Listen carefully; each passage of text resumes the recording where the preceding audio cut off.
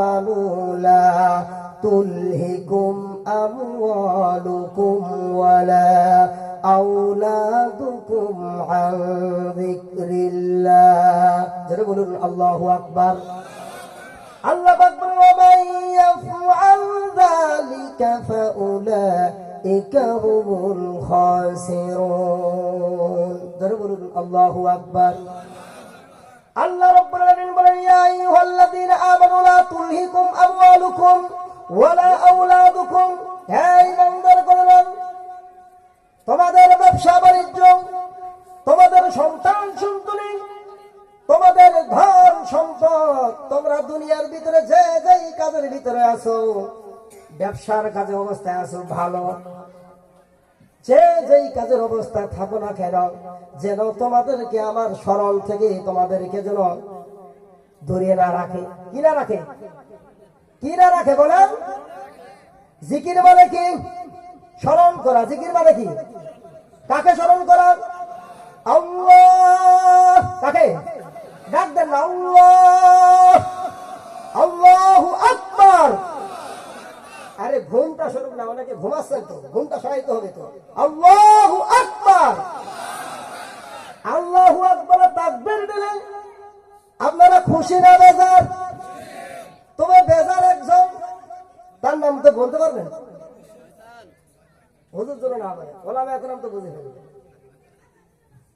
আল্লাহু আকবার তাকবীর জোরে দিলে বেজার কে মিস্টার ইবলিস মিস্টার ইন্না শাইতানা লাকুম আদুউম মুবিন সে তোমাদের প্রকাশ্য শত্রু কি শত্রু শত্রুকে আগে চিহ্নিত করতে হবে শুধু শত্রু নয় ফাত্তাখিযুহু আদুওয়া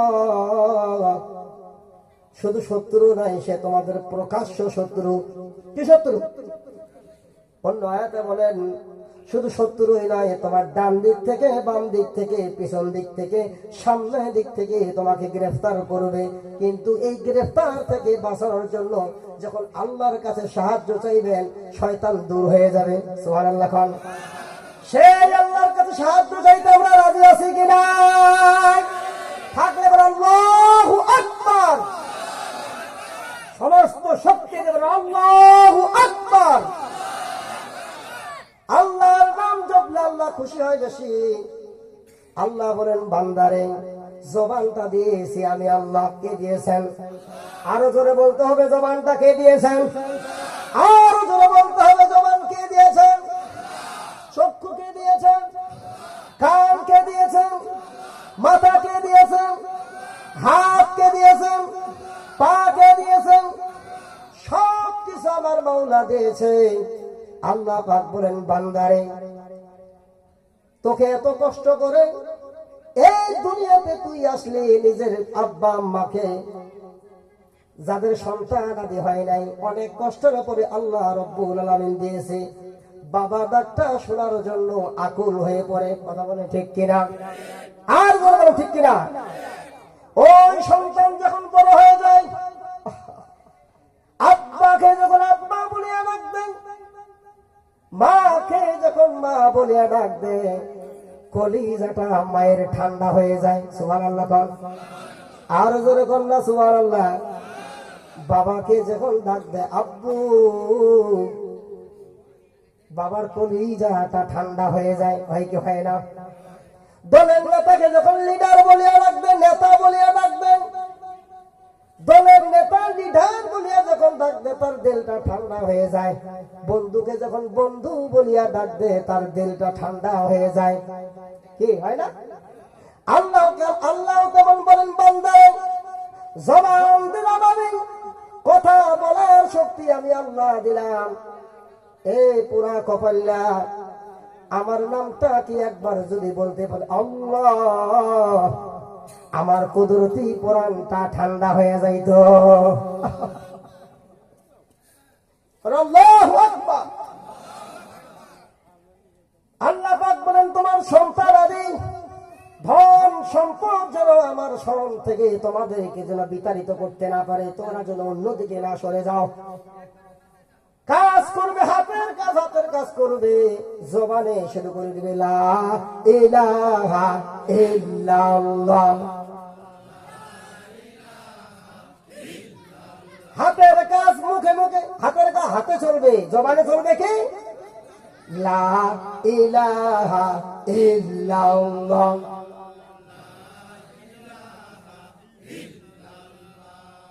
লা ইলাহা ইল্লাল্লাহ।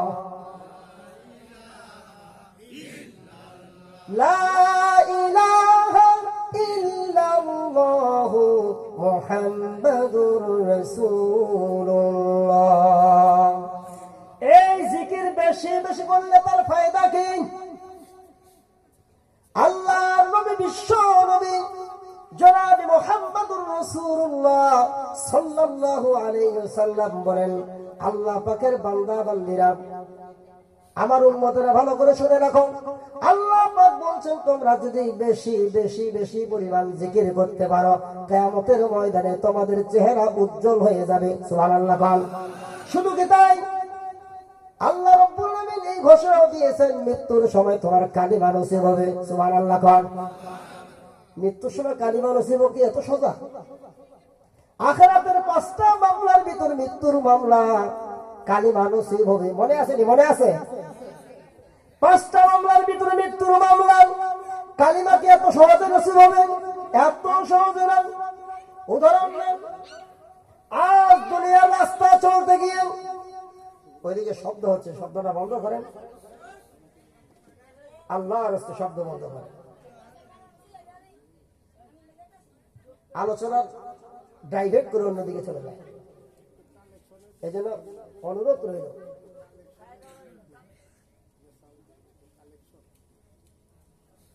আচ্ছা জিকির করেন লা ইলাহা ইল্লাল্লাহ, লা ইলাহা ইল্লাল্লাহ, লা ইলাহা ইল্লাল্লাহ মুহাম্মাদুর রাসূলুল্লাহ। বলতেছিলাম জিকিরের সময় রাস্তায় চলতে গিয়ে হঠাৎ করে যখন উযু খেয়ে যায়, ইটের খোয়া বলেন, জীবন নয়া বলেন, কি হঠাৎ করে খায় না? রাস্তায় চলার ক্ষেত্রে দেখবেন অনেক মানুষ যারা আমলের উপরে থাকেন, কিসের উপরে? আমলের উপরে থাকে, মুখ দিয়ে বের হয়ে যায় ইন্না লিল্লাহি আল্লাহ। আর যারা আমলের উপরে নাই, কি নাই, আমলের উপরে থাকে না, তারা উচ্চারণ করে মারে উসরে বিশরে, এই সমস্ত কথা উচ্চারণ করে। আজরাইল আলাইহিস সালাতু ওয়াস সালাম তার মৃত্যু আপনাকে যখন জান কবজ করবে, হঠাৎ করে যখন এই জান কবজ হয়ে যাবে, তখন কি কালিমা মুখ দিয়ে আসবে? বলেন আসবে। কারণ সেই পাত্রে যে থাকে, কায়েদ করলে সে কি পড়ে? বোতলের ভিতরে পানি থাকলে কায়েদ করলে কি পড়বে? তেল থাকলে, তার মানে যা থাকলে কায়েদ করলে তাই পড়বে। যদি জবানের ভিতরে জিকির থাকে আর কাজ করি লা ইলাহা ইল্লাল্লাহ, লা ইলাহা ইল্লাল্লাহ, জবানে যদি জিকির থাকে, মৃত্যুর সময় তার কালিমা নসিব হয়ে যাবে। বলেন সুবহানাল্লাহ।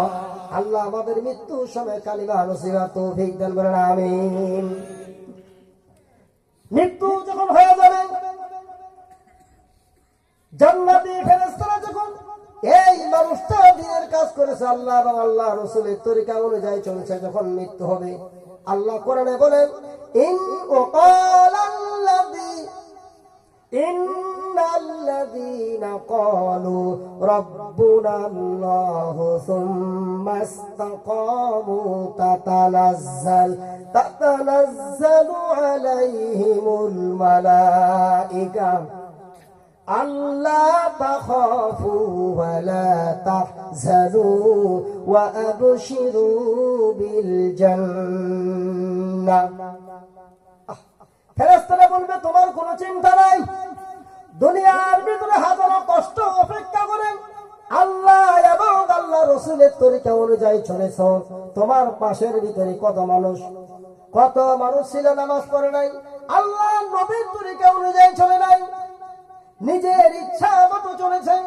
তুমি গরিব মানুষ, তুমি ধনী মানুষ, সব অপেক্ষা করে শীতের কনকনা শীতের ভিতরে আমার হুকুম মেনে চলেছ, আল্লাহ এবং আল্লাহ রসুলের তরিকা অনুযায়ী তুমি চলেছ।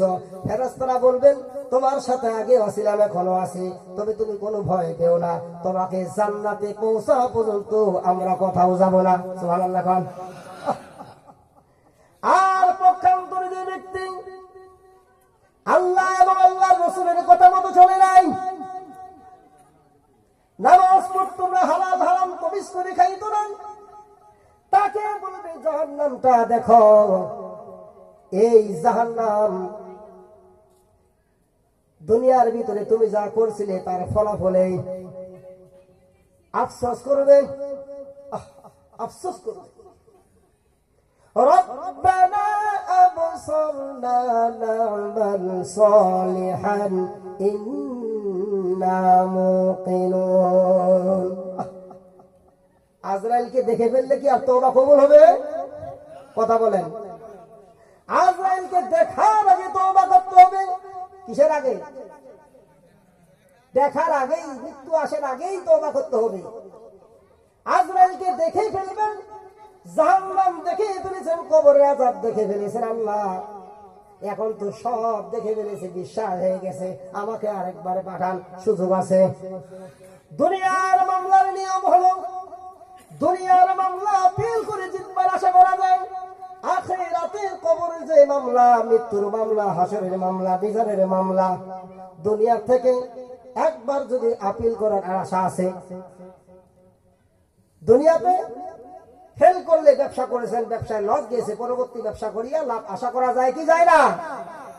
ঠিক কবরে যদি চলে যান, হাজারো চেষ্টা করবেন, লাউলা খুরতানি ইলা আজালিন করিব ফাসাদদাকু ওয়া আকুম মিনাস সালিহিন। এ আল্লাহ, আমাকে সময় দেওয়া হোক, আমি বুঝে গেছি। এ আল্লাহ, আমাকে সময় দাও, আরেকবার পাঠানো হোক, আমাকে আর একটু সময় দেন, আবার দুনিয়াতে আমাকে পাঠান। অতএব এখন ভালো কাজগুলো করব, কিন্তু আর সময় দেওয়া হবে না, কারণ দুনিয়া হলো অস্থায়ী, আখিরাত চিরস্থায়ী। এই আখিরাতের জীবন করার জন্য কাজ করতে হবে। মাঝখানে কথা বলছিলাম, এই কবরে হাসরে মিজানে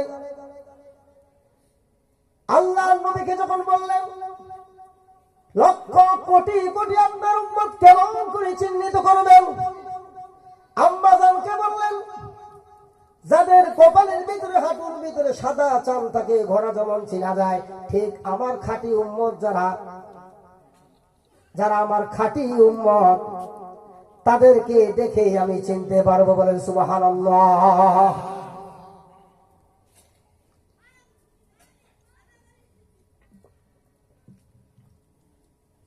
তাহলে আমরা এখান থেকে কি বুঝলাম? নবীর শাফায়াত ছাড়া কোনো উপায় নেই। শুধু কি তাই? দুনিয়ার ভিতরে যারা নামাজ পড়বে না, আল্লাহ তাআলা বলেন ইয়াউমা ইউকশাফু আন সাকিন ওয়া ইউদআউনা ইলা সুজুদি ফালা ইস্তাতিউন। আল্লাহ পাক সেদিন ওয়াদা করবেন, তোমরা যদি আমার খাঁটি বান্দাই হয়ে থাকো, আজ আমি দেখতে চাই তোমরা আমাকে সাজদা দাও, কাতারে দাঁড়াও, সাজদা দাও। আল্লাহ পাক বলবেন কাতারে দাঁড়াও, কিন্তু দুনিয়াতে যারা নামাজ পড়তো না, আল্লাহর হুকুম নবী তরিকা অনুযায়ী যারা চলতো না, তারা সাজদা দিতে পারবে না। আর যারা আল্লাহ এবং আল্লাহ রসুলের তরিকা অনুযায়ী চলতো, তারা সাজদা দিয়া মাওলার জান্নাতে চলে যাবে। সুবহানাল্লাহ।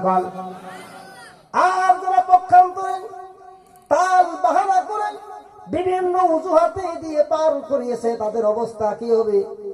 খাশিআতান আবসারুহুম তারহাকুহুম যিল্লাহ। তাদের অবস্থা এমন হবে, চক্ষু নিচের দিকে করবে, লাঞ্ছনা এবং বঞ্চনা তাদের উপরে চেপে বসবে। কোটি কোটি মানুষের সামনে লাঞ্ছনা বঞ্চনা তাদের উপরে বসবে। এমন সাজা হবে, শরীর সেজদা দিতে তারা পারবে না। বলে নাউযুবিল্লাহ। আল্লাহ আমাদেরকে রক্ষা করুন। এই জন্য আল্লাহ পাক রব্বুল আলামিন আমাদেরকে সকলকে নামাজি বানার তৌফিক দান করুক, বলেন আমিন। আর যারা করে আমিন। আল্লাহ পাক বলেন ফাআসাদদাক ওয়া আকুম মিনাস সালিহিন, ওই আয়াতের যে ব্যাখ্যা করি নাই, ফাআসাদদাক ওয়া আকুম মিনাস সালিহিন, ও আল্লাহ দুনিয়াতে আরেকবার পাঠান, এইবার দান সদকা করব। মসজিদে ভালো মতো দান সদকাও করি না, ও আল্লাহ এবার সুযোগ দেন। কত টাকা পয়সা ছিল দান সদকা করতাম না, আল্লাহ এবার আমাদেরকে সুযোগ দিয়া দেন। এইবার আমি তোমার ঘরে দান করব, তোমার দিনের রাস্তায় দান করব, তোমার পথে দান করব। সেই সময় তারা বলবে। এই জন্য জীবন থাকতেই আমাদের সেই কাজ করা লাগবে কি লাগবে না? এই মসজিদকে আবাদ করার দায়িত্ব হয়ে এই মহল্লার, কথা বলে ঠিক কিনা? কিয়ামতের ময়দানে যারা মসজিদকে দান সদকা করবে, যারা মসজিদকে আবাদ করবে, মসজিদ সাক্ষী দিয়ে এলাকার মানুষকে জান্নাতে নিয়ে যাবে। সুবহানাল্লাহ। তাহলে এই এলাকার মসজিদ আরো সুন্দর হোক, সুন্দরভাবে চলুক, এটা কি আপনারা চান? কে কে চান? দু হাত তুলে আল্লাহকে দেখান। লিল্লাহি তাকবীর, লিল্লাহি তাকবীর। শুধু চাইলেই হবে না, চাওয়ার জন্য অর্থ দিতে হবে। দিতে হবে কি হবে না? বলেন দিতে হবে কি হবে না? জান ও মাল দুইটা দেওয়া লাগবে, দোয়া দেওয়া দুইটা করা লাগবে। কথা কয় না? দোয়া দেওয়া দুইটাই করা লাগবে। এই মসজিদের জন্য যারা মান বানা লিল্লাহি মাসজিদান বানাল্লাহু লাহু বাইতান ফিল জান্নাহ, আল্লাহর ঘর মসজিদ যারা বানায়, আল্লাহর ঘরের জন্য সাহায্য করে, আল্লাহ পাক রব্বুল আলামিন আল্লাহর নবীর মাধ্যমে বলেন, নবী বলে দেন, আল্লাহর নবী বলেন তার জন্য জান্নাতে বাড়ি করে দেওয়া হবে।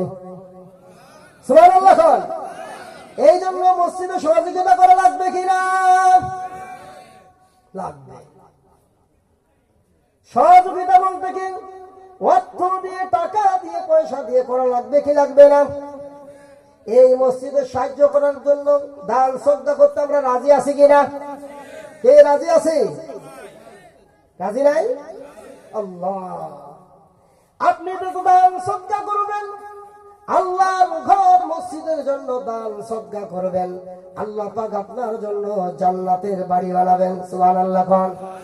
দুনিয়ার বাড়ি বানার জন্য কত কষ্ট করা হয়, কিন্তু জান্নাতের বাড়ি হোক আমরা চাই কি চাই না? এই জান্নাতে বাড়ি করার জন্য আমাদের সেই চেষ্টা প্রচেষ্টা থাকতে হবে কি হবে না? কথা বলেন। এই এতক্ষণ থেকে যত কথা বুঝাইলাম, যত কথা বললাম, যদি আপনারা এখন বলেন হুজুর কোনই বুঝি নাই, কেমন? আমাদের গ্রামগঞ্জে একটা কথা আছে, জলার জলির কথা। খুব বোকা টাইপের একজন মানুষ, স্বামী বেচারা খুব বোকা টাইপের। আবার বোকা হলে কি হবে? টাকার বেলা কিন্তু ঠিকই ছিল। কে আছে না? আছে না? এমন মানুষ আছে না? টাকা ছিলার বেলা 100 এমনিতে কিন্তু নাটাও সাটাও। কথা বলে ঠিক কিনা? তালাক করলে মেয়ে বিয়ে দিয়েছে, বিয়ে হয়ে গেছে,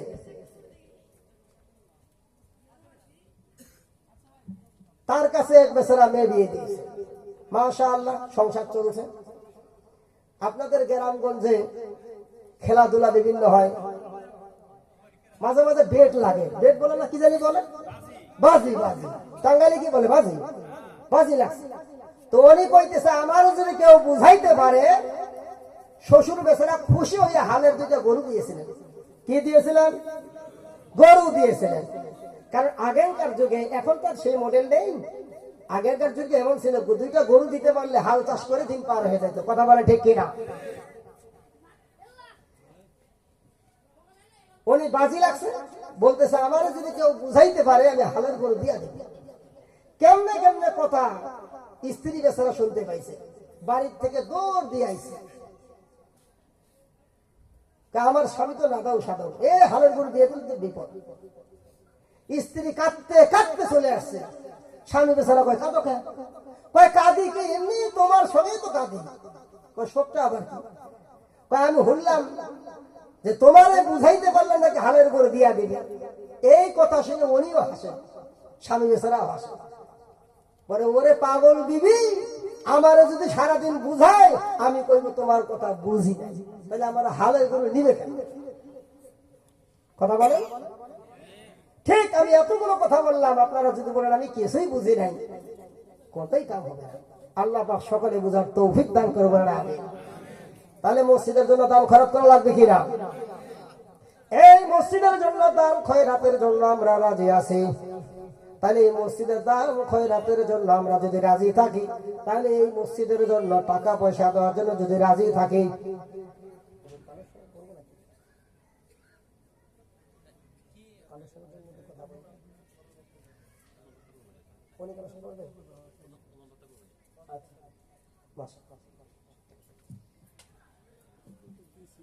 সময় আমার সময় আর 10 মিনিট আছে, খুব মনোযোগ দিয়ে শোনো। তাহলে আপনাকে তাহলে আল্লাহর ঘরে আমরা দান সদকা করবো তো ইনশাআল্লাহ? অবশ্যই করব, অবশ্যই করব। দুনিয়ার বাড়ি বানানোর জন্য যদি এত টাকা পয়সা খরচ করে বাড়ি বানাই, তাহলে যেখানে শুরু আছে শেষ নাই। দুনিয়া অস্থায়ী, আখেরাত হলে চিরস্থায়ী। আখেরাত, সকলে বলেন আখেরাত। খুব খেয়াল করুন, আজ দুনিয়াতে 60-70 বছর জন্য এত শান শৌকতের বাড়ি যদি এত টাকা খরচ করে বানাতে পারি, ওরে আল্লাহর বান্দা, আল্লাহর ঘর মসজিদ আরো সুন্দর করার দরকার কি করেন না? বলেন দরকার কি দরকার না? এই মসজিদ সাক্ষী দিয়ে আপনাকে জান্নাতে নিয়ে যাবেন। সুবহানাল্লাহ। কর নামাজ না পইরা, কি নামাজ না পইরা? নামাজ পড়াই লাগবে। নামাজ পড়া কি প্রত্যেকটা মুমিন মুসলমানের জন্য 5 ওয়াক্ত নামাজ পড়া ফরজ। 5 ওয়াক্ত নামাজ পড়া ফরজ। 5 ওয়াক্ত নামাজ পড়া ফরজ। কিন্তু ফরজ জানা সত্ত্বেও পড়ি না কেন? শয়তানের ঢোকায়। কিসের ঢোকায়? আল্লাহ পাক বলেন ওয়াশ-শামসি ওয়া-দুহাহা ওয়াল-কমারি ইযা তালাহা ওয়ান-নাহারি ইযা জাল্লাহা ওয়াল-লাইলি ইযা ইয়াগশাহা ওয়াস-সামাই ওয়া মা বানাহা ওয়াল-আরদি ওয়া মা তুহাহা ওয়া নাফসিন وما سواها فألهمها فجورها وتقواها قد أفلح من زكاها